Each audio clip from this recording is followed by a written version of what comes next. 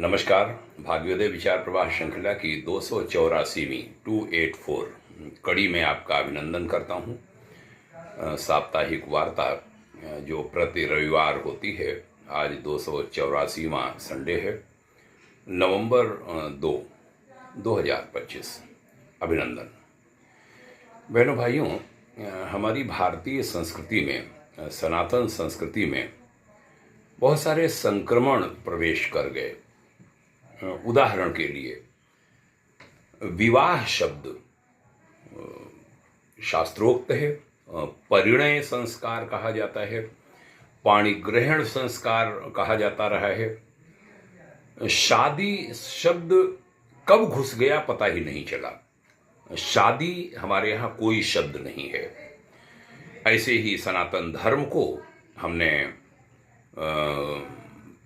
कभी रिलीजन कह देते हैं, कभी मजहब कह देते हैं। ये संक्रमण है, इसको ठीक करना होगा। और ये चीजें बैठ गई, मानस में बैठ गई। बोले फला की शादी में जा रहे हैं, शादी शब्द है ही नहीं हमारे यहाँ।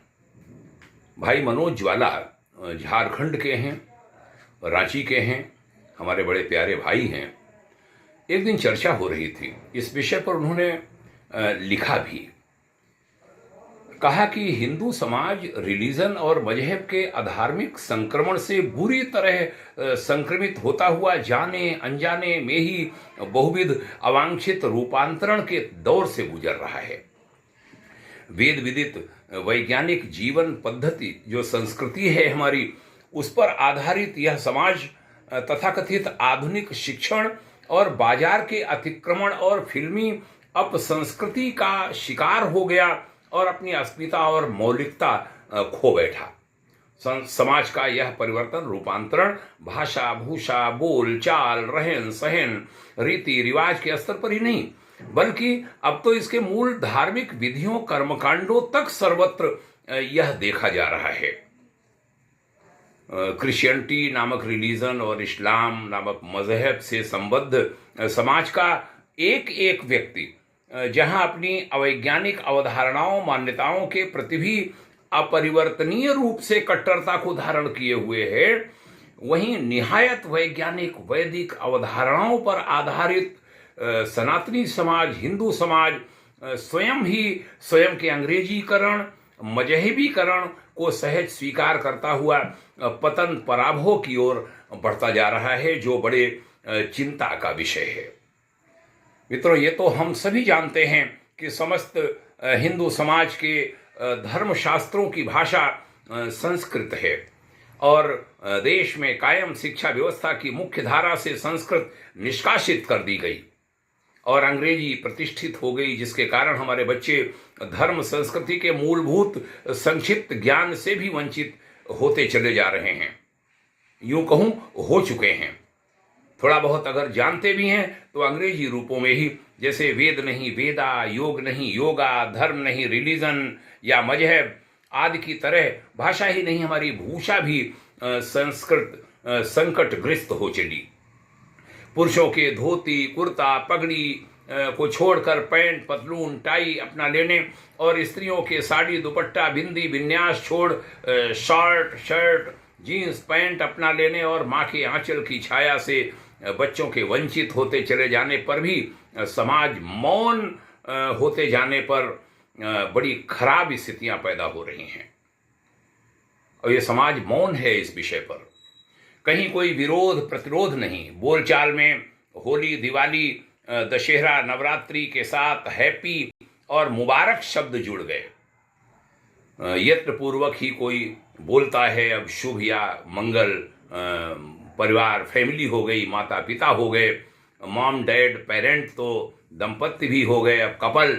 हम अंतिम पीढ़ी के लोग हैं जो काका काकी बुआ फूफा मौसा मौसी आदि पारिवारिक संबंधों का मर्म जानते हैं। हमारी पीढ़ियां इन सब से वंचित होकर अल्पसंख्यक होते हुए कमजोर भी हो जाएंगी और एक बहुत बड़े आसन्न संकट में फंस जाएंगी। हमारे महान रीति रिवाजों को भी रिलीजियस मजहबी ग्रहण इस कदर ग्रसित किए जा रहे हैं कि व्यक्ति परिवार समाज निर्माण की परिष्करण विधि जो प्रोसेसिंग सिस्टम है उसके 16 संस्कारों में से 2-4 ही बचे हैं, अब वे भी विकृत रूपों में। जन्म दिवस तो कोई संस्कार नहीं, केवल उत्सव है जो हैप्पी बर्थडे बोले बिना मनता ही नहीं।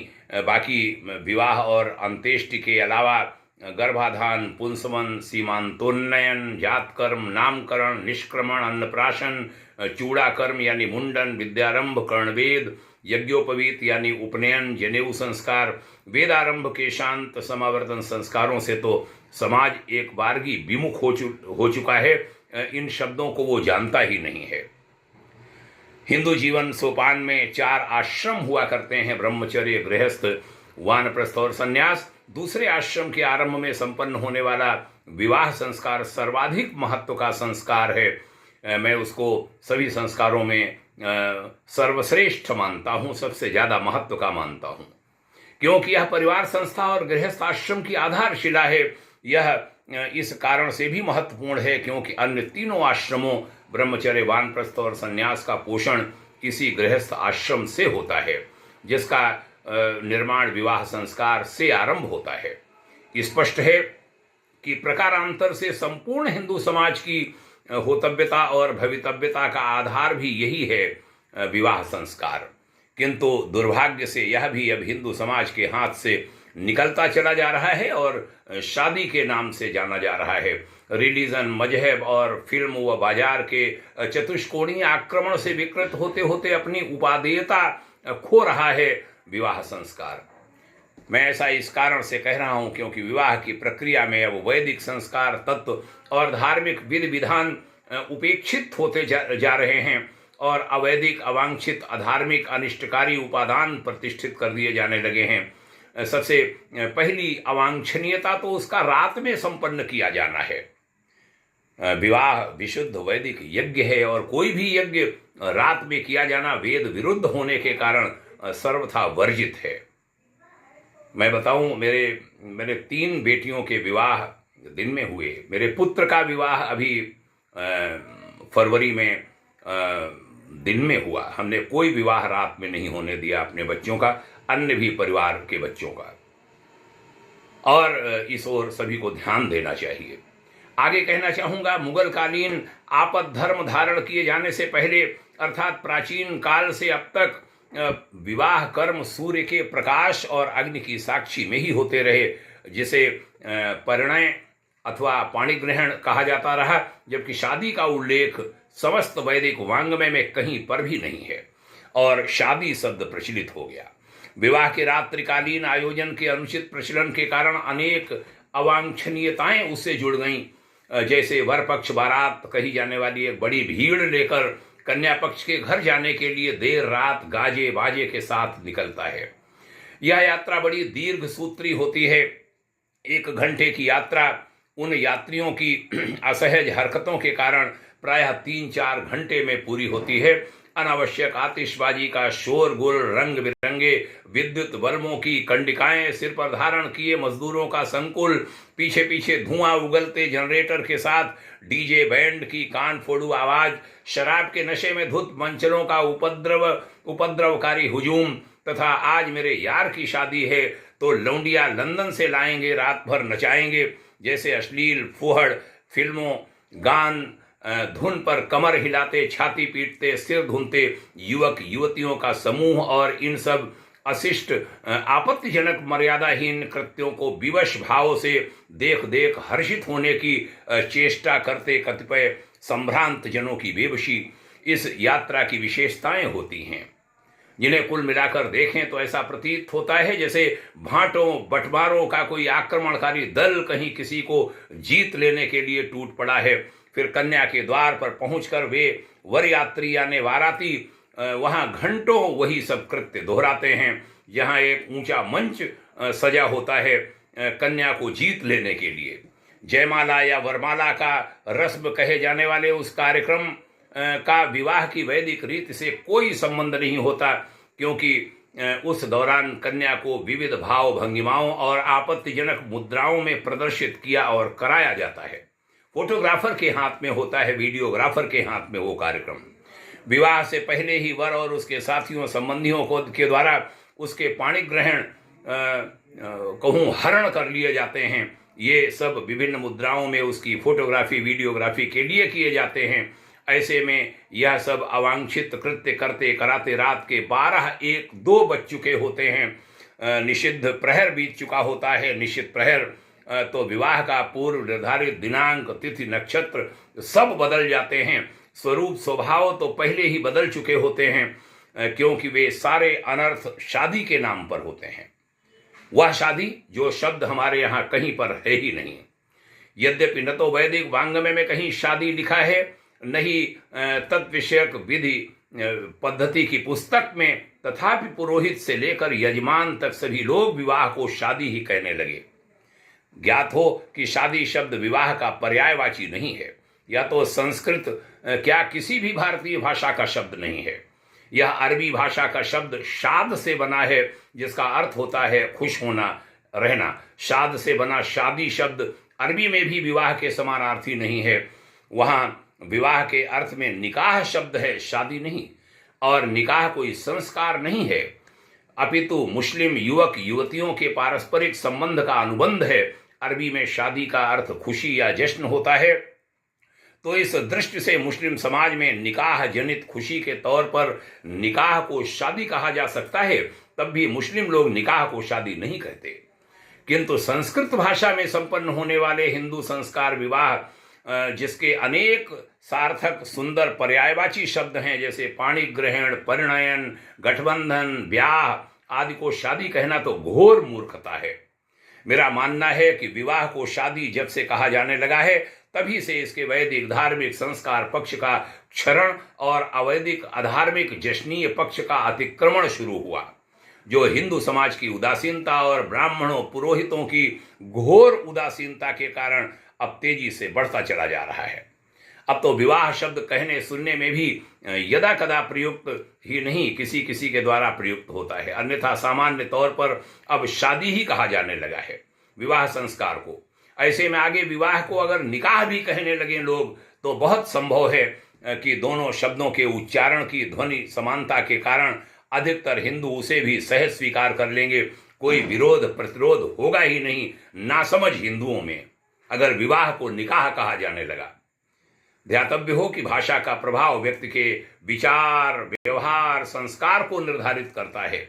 तभी तो भाषाविदों, मनोवैज्ञानिकों ने यह निष्कर्ष दिया हुआ है कि भाषा हमारे विचारों, भावनाओं और आचार व्यवहार को आकार देती है। हम अपने किसी विशेष क्रियाकर्म के लिए अपनी मातृभाषा अथवा अपने स्वधर्म से इतर अन्य किसी भाषा के शब्दों का उपयोग करते हैं, तो उन शब्दों के अर्थ के साथ साथ उनकी संस्कृति के आचार विचार को भी ग्रहण करने लगते हैं।